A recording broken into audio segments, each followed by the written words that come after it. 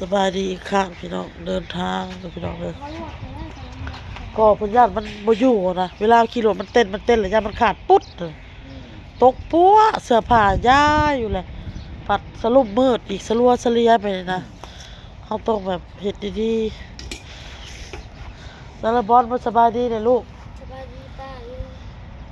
งใช้บ่เห็นซ้ำมาพี่คือดีใจเนี่ยแม่สิไป ป้าลุงดีใจบ่แม่สิไปอ่ะเอ้ยแม่คิดฮอดนะโอ้ยหัวน่ะคือเหม็นอะฮะซะเด้อจะหัวในห้องแม่ยินบ่ซะแม่ไปหาเงินลูกเอ้ยอย่าดื้อลูกเด้อเว้าพักความเด้อยินบ่แม่ให้แม่เว้าแม่ยังให้เจ้ามาย้อนแม่หักเจ้าเลยลูกอยากให้เจ้าฮู้อยากให้เจ้าฮู้เวียกฮู้งานอยากให้เจ้าฮู้จักความที่แม่บอกแม่ให้หาดบ่แม่นหยังเด้อให้เข้าใจใหญ่ไว้เจ้าค่ะตั้งใจหับใจเฮียนบอกFCป้าลุงเพิ่นก็หักเจ้าหลายแพงเจ้าหลายเจ้าตั้งใจลูกเด้อฟังความพ่อเฒ่าพี่น้อยอยู่นำกัน2ล้านประมอนก็อยู่น้ำล้านท่านนี่อยู่น้ำล้านพี่น้อยเอิ้นใส่กัน2เฒ่ามีหยังกันน่ะพี่น้อง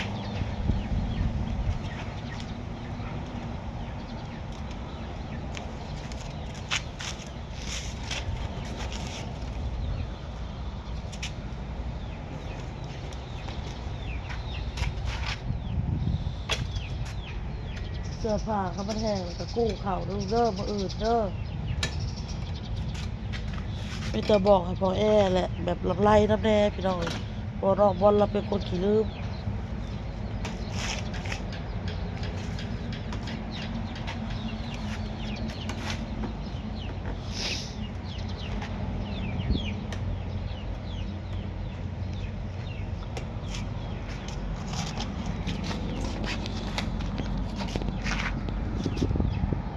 ไปแบบไปแก้ออกมันยากอีกนะบอกว่ามันได้ก็ได้เนาะ ทั้งข้าง เอา ได้ไหม ไปเลยไปเด้อไปปลาเด้อ นะจริง ไปปลาทุกคนเด้อ เดินหาคำเดินทางปลอดภัย เบิ่งลูกให้เฮาเด้อ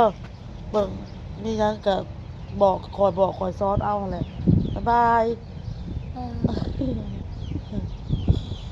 ถ้าเบิ่งในคลิปเป็นไรพี่น้องพ่อก็บอกพ่ออยู่ว่าคันว่าพ่อมีเวลาแบบเฮ็ดกินข้าวกินน้ำกับหลานไว้นะถ่ายแล้วก็ส่งไปให้อ้นเสียลงซ่องให้อ้นว่าไปซ่องในคลิปได้เงินเท่าไหร่อ้นก็สิคิดเงินให้พ่อกับน้องวอนพี่น้องเอ้ยถ่ายนำกันคนเฒ่ากับหลาน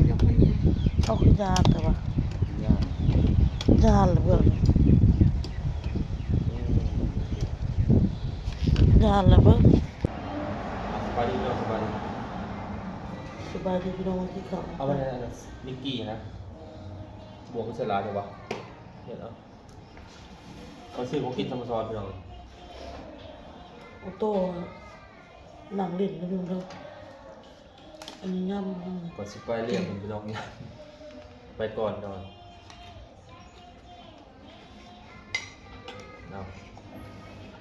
ก่อนอื่นเบิดกะจะมีที่มันเป็นมาว่ะ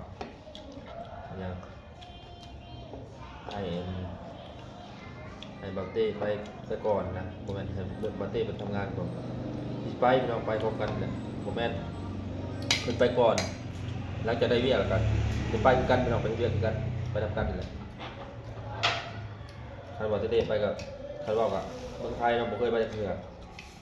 เคย ก็คือเป็นไกลเคยก็ใกล้ๆพี่น้อง เคยไปกับแถวนี้แถวมุกดาหารนี่ ติดกับพังเฮาสวรรณเขต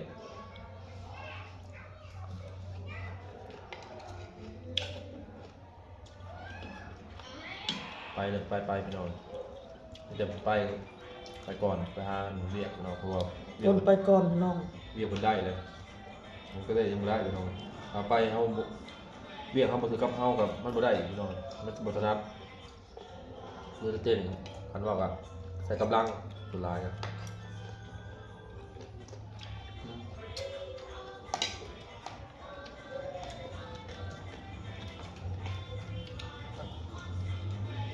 น้ำจะเปรี้ยวโพด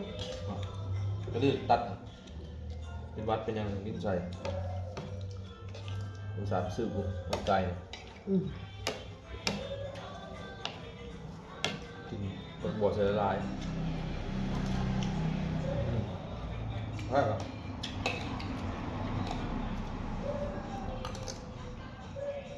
เป็นวัด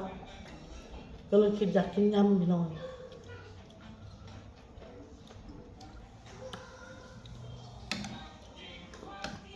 อย่างละถือพี่น้องอย่างละ20 บาทมีแกงจืดนะครับแกงเผ็ดหมู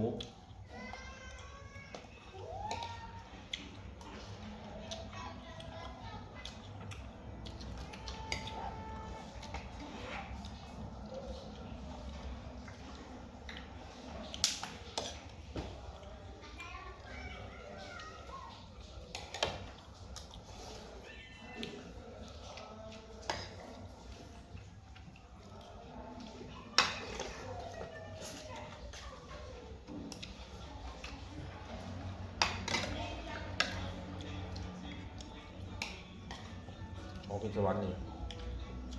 ร้ายแซ่บคือ กินเนี่ยมันส่วงวัดมันมีผักบัวงำ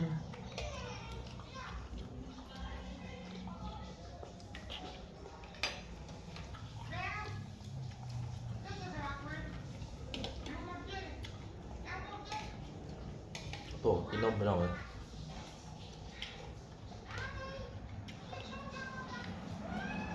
กับโจทย์เปิดรถทันเบิ่ง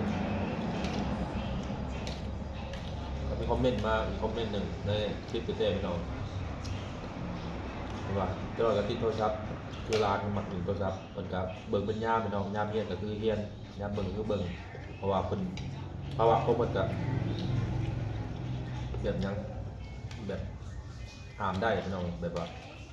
ย่ามจะเบิ่งคือเบิ่งมันย่ามเจ้าเฮียนก็คือเฮียนคือออโต้กับแม่ของเพิ่นผมว่าออโต้ยังน้อย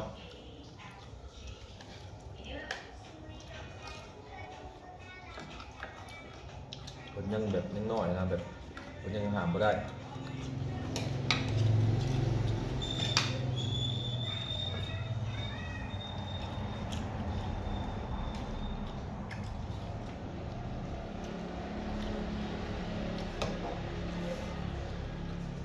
กัดหมกเล็ดกัดเวลาเราช่วงว่า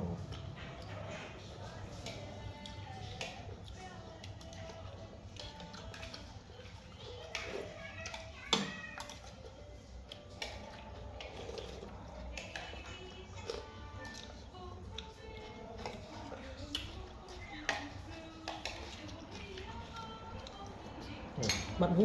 นี่เนาะ ให้เขาบอกโน่พอกินข้าวลูกมาแล้วมาแล้ว เอามายืนไปเลย นอกมาถึงเลยเว้ยมาปอดปลาดุกพี่น้องปลาดุกกับอันขอมีอันฮอนดอกมาฮอนดอกบอกอีกนะ นี่น้องมาอ่านอันดมนี่ปอดเลยพี่น้อง เกินเกิน แกงเผ็ดหมูเป็นไงคือรสชาติปะ มือแบบแซ่บ แบบพอปิดไว้มันเนี่ยอากาศไม่หนาว อันนี้คือตัวเก่าเอาตัวเก่ามาขาย มาแบบ นั่น เลิศสิสบายดีไหมอู้ยา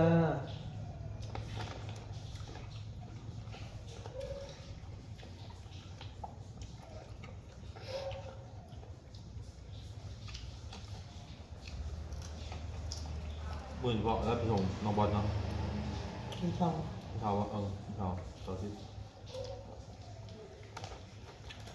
รู้ว่าเลยพี่น้อง อืม ได้เรียกกับไปกำลังพอไปเนาะเอาโมมีเรียกเขาก็ใส่เงินเหมือนลูกนมลูกแน่เขาชี้ยันมาทันเต้ๆกับลุยกับไปเรียกกับหมูลูกกับหมูนะ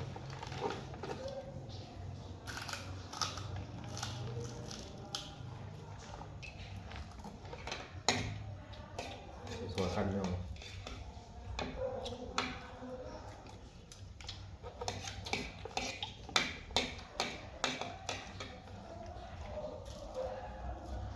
กินหอดหมักอันนี้นะหลงโอโดนนี่นะ